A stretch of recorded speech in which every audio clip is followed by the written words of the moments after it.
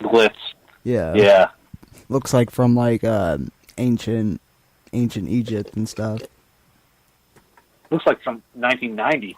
well, I mean that, but I mean the glyphs are from like ancient Egypt. Oh. Yes. Yeah, it's something out of Stargate, it looks like. Yeah. Well, it's possible. I mean, it looks burnt though. I mean, and melted. Yeah. Sorry. But, if technology started and it was destroyed and it restarted again, it's possible we could have very similar things that we had the first time. I mean, just with slight changes. Oh, no doubt. No doubt. I don't think we get enough credit to mankind. I think we're always looking for another answer outside of ourselves. I think it's like either aliens or it's ghosts or whatnot. When I actually think it was just us. Long before the Ice Age, we've done this many times, I feel like. We're not the first people to rent this apartment. I feel like we've done this a few times already. Well, just think, if we destroy ourselves tomorrow night, and a few people survived, there's Adam and Eve, and then the whole world kind of starts again, because honestly... Exactly. I mean, technology would be non-existent, and it would take a long time for everything to slowly, evolve. Who's gonna write the next Bible after we destroy ourselves in World War III? Who's gonna write the first Bible after we kill ourselves and the world restarts? Who's gonna write the very first Bible that we have now? Who's gonna write that one and explain? Oh yeah, we did this 10,000 years ago, 3,000 years ago, all from our knowledge right now. Like, if we destroyed ourselves right now and then two people were left, that's Adam and Eve. They're going to write the books, they're going to write the stories, they're going to say, oh yeah, we had a civilization with cities, buildings, and then nature takes the planet over again, and then the population of Earth restarts. Yeah, well, hey, and who's going to write the Bible? That's the main question. But Kevin, I'm going to mention something. Is it man or God? Okay, you look at the Sphinx, you look at all the pyramids, right? Now we know when they were made, but you know what? We have not been able. We think we do. Yeah, roughly. Okay, but we can't duplicate. You think the Empire State Building is going to be around another 100 years? Maybe. I mean, look at the tower in France. I mean, they're already having problems with it, and that's they did a and the Space Needle. You think the Space Needle is going to be existent 500 years from now? It ain't going to be there. Well, they did a documentary that said life after people, and it shows you like 10 years after people, 50 years, 100, 500,000. After 1,000, everything's gone. You won't see much of anything. But what I'm saying is our technology. Okay. You go back to the Sphinx, you go back to the pyramids, okay? We can't duplicate cement. No. It lasts for that long a period. Our cement, even as hard as it gets, is only going to be good for a couple hundred years, and it breaks down. What if we created it? What if we created that cement 200 years from now, and then we accidentally destroyed ourselves in World War III? Adam and Eve starts over again. And then 1,000 years later, we're back right here, and then, we're back at the same. We're back at point A. It's cyclical. I mean, as with everything in nature, and I find it, very difficult to believe that it wouldn't be cyclical. I wouldn't think that it would be an Adam and Eve. However, I would think it would be like compartmentalized, where people would take little bits of knowledge and go in different directions. And, what you teach to your new tribe. And so, like, it's all scattered, and it's all in bits and pieces, kind of like what we're dealing with now when we look back at history, and even prehistory. We only get bits and pieces of those societies, and what we're depending on is history that's been passed down word of mouth, and, it's like a telephone game. One concept or idea changes in the same room, in the same moment that it begins. So imagine, like, going through history like that, too. Oh, yeah. Contacting someone 1,000 years ago with just a cell phone, like, hey, don't do this, or dropping off like a note. Books of the Bible were written hundreds of years after a lot of this stuff happened. So even that's been manipulated and turned and twisted and so on and so forth. I mean, like, that's human nature. I mean, that's just how we operate. And I think this is rather thematic in regards to what we're talking about here today, which is, you know, like this collective like confabulation where we can't trust our own minds, or can we? You know, No, we're questioning everything. You can't. I mean, honestly, after what you told me tonight at the beginning of the show, I mean, stuff. I'm going to go to bed tonight because of you. Okay, I'm not going to be thinking about what my wife looked like naked 20 years ago. Yeah. I'm going to be thinking about, like, gee, Jeff's peanut butter, and then some of the toys and all that stuff and then some things I remember as a kid, some things that I owned, when I tried to find them, I could not find any of it. When I Googled it, it was non-existent. So, I don't know. That makes me wonder. It's weird. There's so many. You can get totally lost in this rabbit hole of the Mandela effect. I mean, the Monopoly guy too. That was another big one they were talking about. Like, what is it, Mr. Pennybags or whatever they call him? People remember him with a top hat, right? The cane, the monocle, the mustache. Thing is, he never had a monocle. Nowhere in history during this timeline, anyways, did he ever use a monocle. But people vividly remember him wearing a monocle. Oh, wow, yeah. I actually don't remember that one night. I think they're possibly confusing him for the Mr. Peanuts guy. Possible. But people, this is what they vividly remember him. Or Kit Kats, Kit Kat chocolate, the candy. People remember Kit-Kat on the package. Oh, that's the way I remember it. But there is no hyphen. No hyphen. There's no dash in between the two words. It's just Kit Kat. But we remember it. Now it is. I mean, maybe it. Yeah. Never Google it, Gary. You're not sleeping at night. You're gonna be going back and looking at all this. I'm telling, and it's so weird because there it is. You go on eBay and you see some of these items. They're old, and they're not the way we remember them, as you were just saying. Like, these toys didn't exist, or they did, but just differently than what we remember. Collectively, though, what we collectively remember, it's bizarre. Yeah, it just makes me wonder, different parallel universes.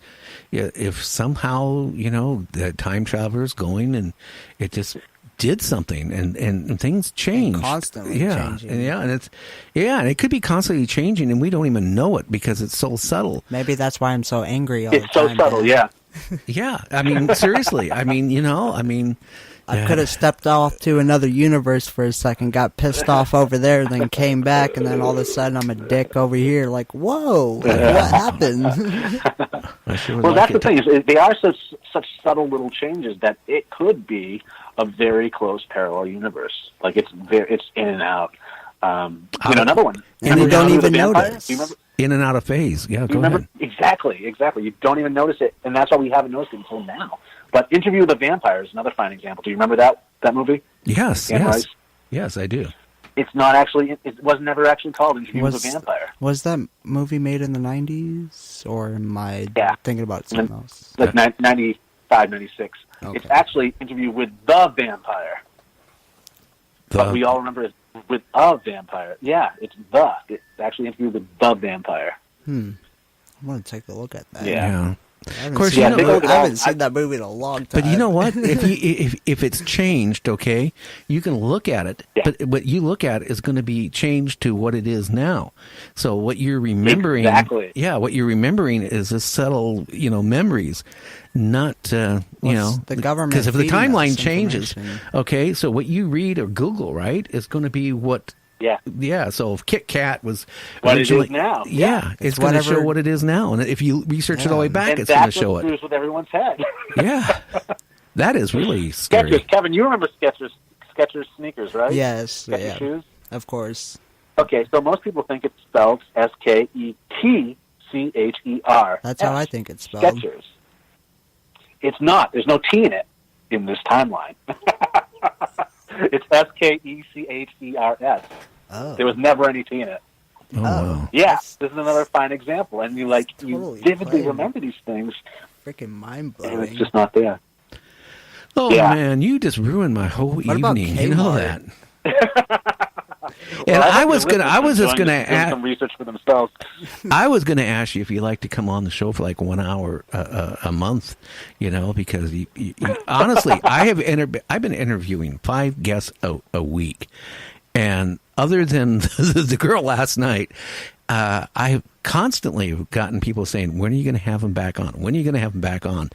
It's refreshing. I mean, your ideas. I even updated my website, and I did a little page for you. It was like, hey, check out the, shaving website Oh, nice. company. Yeah, and I put your link in there and everything. Yeah, I know. The listeners must be boggled. Like, who is this guy?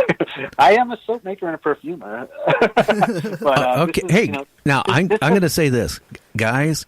Look, if you're going and buying razors from such and such for $1 to join it, you're throwing your money away, guys. I'm going to say this person right here knows what you need to use to shave with.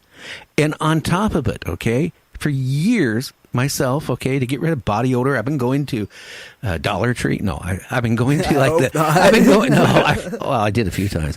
I go into the store, right, and I buy men's cologne, right? You put it on, guess what? 20 minutes later, you don't smell it. The stuff he sells, and I'm not saying it smells like crap, because it smells really good, but you put it on, and you know what? For hours and hours and hours, and then you go rinse your face off, and then you got another couple hours of smelling really like rum and cool stuff.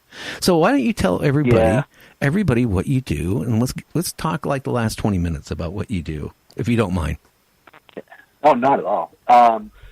Well, yeah, I do. Well, the thing is, I tie this, like the paranormal and like weird stuff, I tie into what I do as well. Like a lot of my labels, in fact, 99% of my labels and artwork, I do the artwork as well on my products. I try to treat them as the Beatles would an album cover.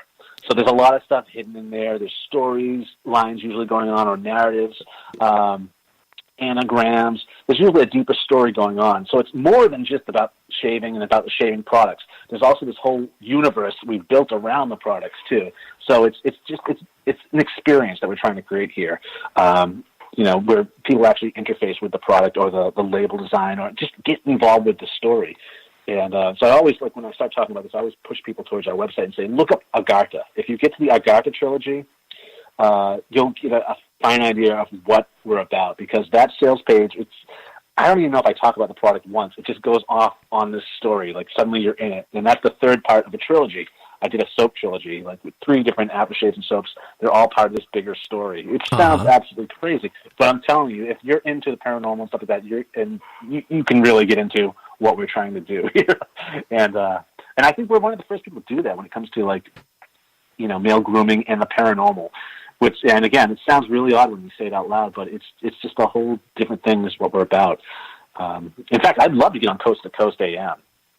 I never heard. Do you listen to Coast to Coast?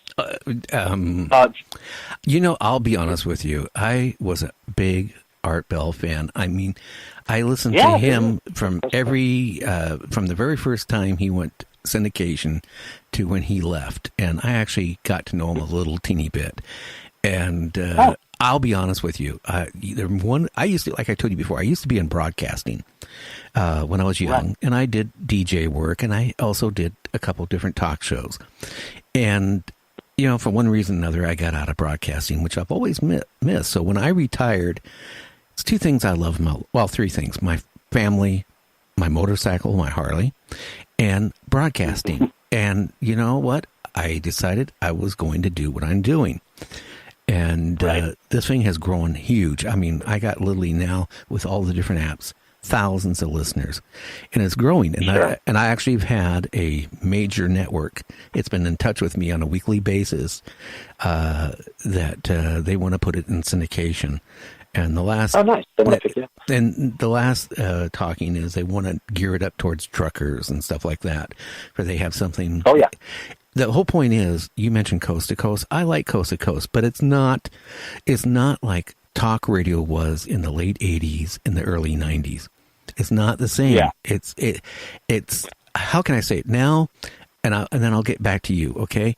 It's now back a few years ago when people came and got a digital camera. when it first started getting where people could get a digital camera, right? Everybody thought they were a photographer. Right. Okay. Now the problem is, I did a lot of research before